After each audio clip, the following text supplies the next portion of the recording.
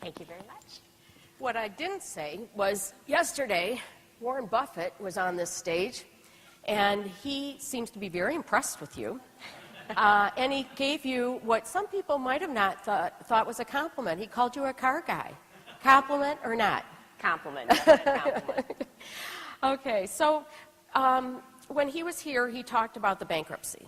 And he said it was necessary, that he was very bullish on GM stock. What parallels do you see between what happened with General Motors and your structured bankruptcy? You've come back, you're doing well, and the city of Detroit. Well, I think there's a lot of parallels that are very positive in that, the issue is when you have problems, you've got to address them, and you've got to be proactive and do that with a sense of urgency. And, that's what we, obviously through the bankruptcy, General Motors had to deal with that. We still continue to make the changes we need to make to be, an industry-leading company, and that's our goal, and that's what we'll achieve. But, I think for the city of Detroit, it's the same thing. And, I see we're taking the steps, making the necessary decisions to take Detroit where it needs to go. And I think the energy in the room here and all of the businesses that are coming, it's hugely positive because this is a city that is going through a very positive transformation. He also talked about the importance of having company headquarters in a city, that was hugely important. GM's headquarters is here. It's in the Renaissance Center. You've made a lot of investments. The company has before and after bankruptcy. And I was driving here this morning and I heard there was another investment in the city. You want to talk about that? Well, absolutely. Well, Detroit is our home. It's where our headquarters is, and we're very proud of that. And we continue to invest, and there's a lot in store for what we're going to do right with the RenCen. But I'm very excited because although we've announced investment in the Detroit Hamtramck, which you mentioned is a plant that's near and dear to my heart because I was the manager there a while back, that we're going to be building there a top-end Cadillac, a Cadillac we don't have in our portfolio right now. So I'm extremely excited. It'll launch next year. And I think, again, it's going to continue to build the Cadillac brand, and important that it's being built in the city. We build 2 Cadillacs in the city along with 2 other very important vehicles at the Detroit Hamtramck. What do you think the sticker price is going to be? We're not announcing pricing today, but it's the top of the line. It's a luxury vehicle, so it will be something that's aspirational. Well, that's good news for Mr. Buffett, I guess, because he told the story about driving you around in his, I think it was 2006 or 2008 Cadillac, and asking, is the new stuff any better than this? And your answer must have done something, because he did go out and buy another. Well, I want you to know, though, his decade-old Cadillac was perfect, that he had not had any issues with it, point one. But I said there was quite a bit of technology coming that we had in vehicles like the ATS, like the CTS, like the XTS. And so I encouraged him to take a look. He did, and very excited that he bought a new vehicle. And I think I'll be calling him again when we launch this one. Do you get a commission on those kind of sales? I wish.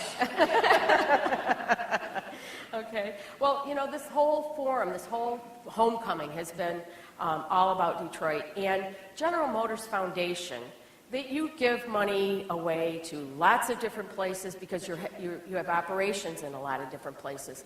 But I think the single biggest gift that the foundation has ever given was to improve the high school graduation rate in Detroit. $27 million. So why education? Of all the needs that the city has, why education? Why is that the focus?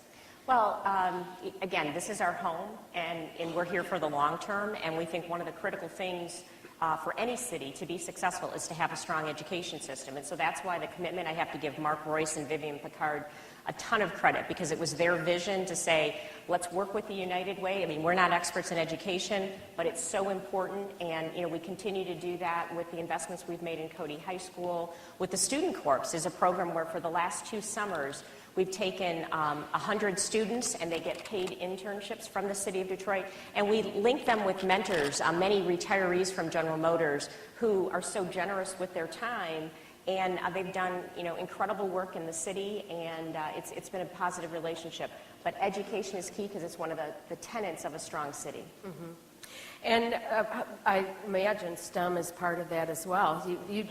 You were a big part, the company was a big part of this remarkable effort called Life Remodeled.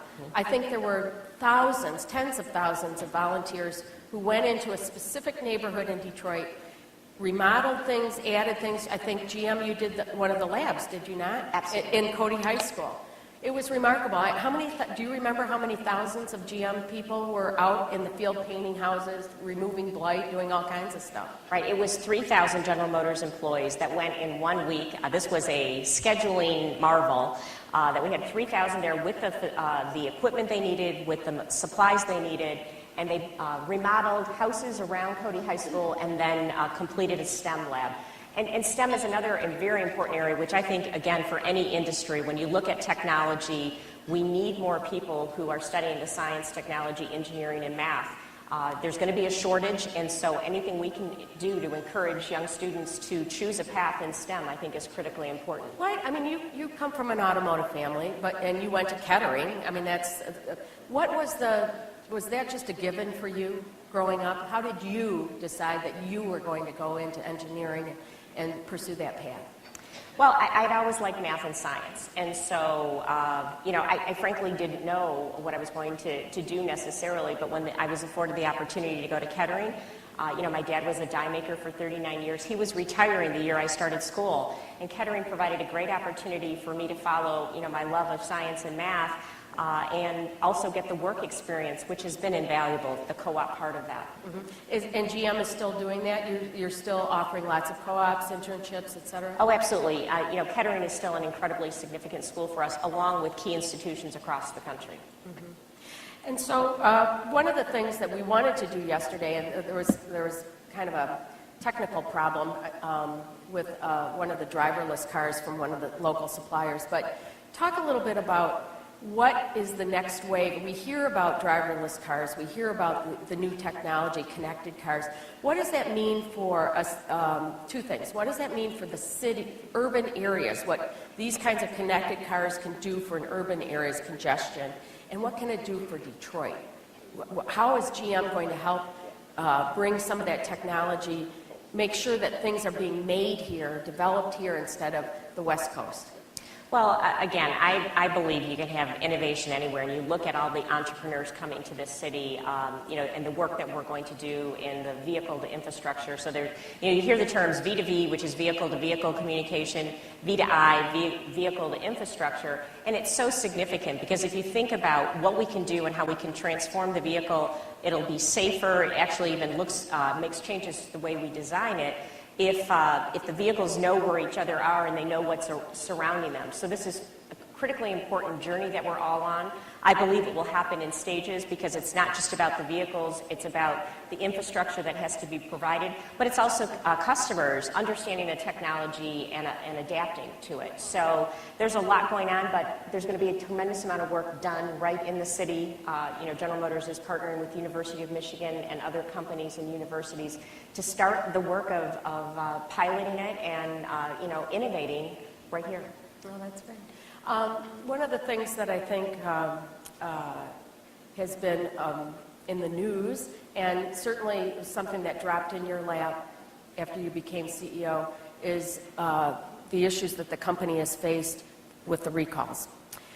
How has all of this made your company better? Well, again, we wished it would have never happened because it had, tragic implications, but I can't go back and change turn the clock back and change that. What I can do is do everything in my power to make sure it never happens again. That is the way the whole company is embracing this challenge. And we've made substantial change already in the way we engineer vehicles and the way we're making decisions. And we have work to do. So not saying it's done by any stretch, but we're well on our way to making sure something like this never happens again. But more importantly, our goal is to have the safest vehicles in industry.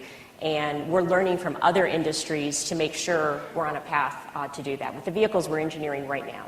What kind of industries when you're learning from other industries? Aerospace, nuclear. So again, looking at industries that in the past have a a true zero defect mentality. And that's what the only expectation. I think in the past, sometimes with autos, people think there's a trade-off to be made. There's not. Mm-hmm. And so we're working on a zero defect mentality. And again, we're not just talking about it, we're changing the way we engineer vehicles, the way we test, the way we validate to make sure that we're going to have that type of outcome as we go forward. That's one of the things that this experience has given you so far is you probably have testified. How many times have you testified before Congress? 4. Oh, but who's counting, right? So with that experience, you're an old hand at it. So let me try to imitate what might be asked at a congressional hearing. Are you now, or have you ever been, a fan of Saturday Night Live? I am a fan of Saturday Night Live.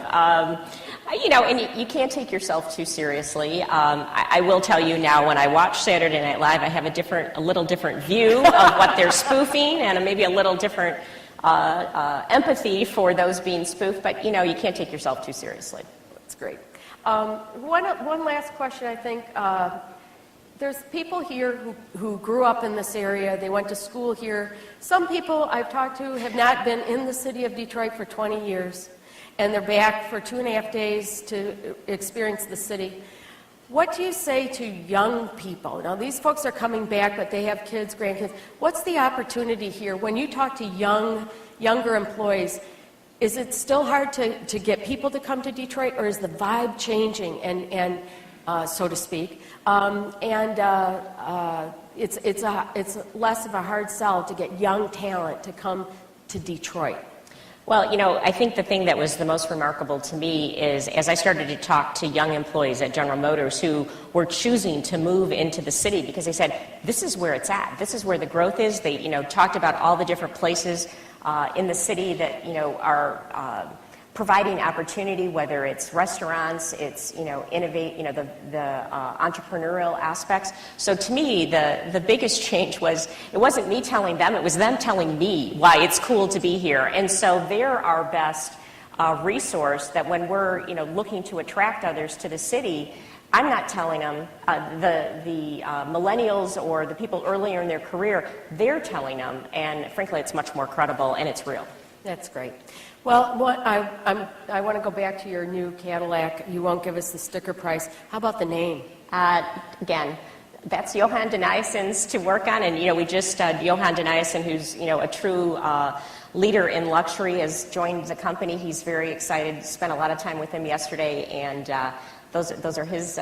He's completely empowered, so I've got to leave it to him. Okay. Well, I know that you have a lot of things that are on your docket today, and it was terrific that you could come by and spend some time with us.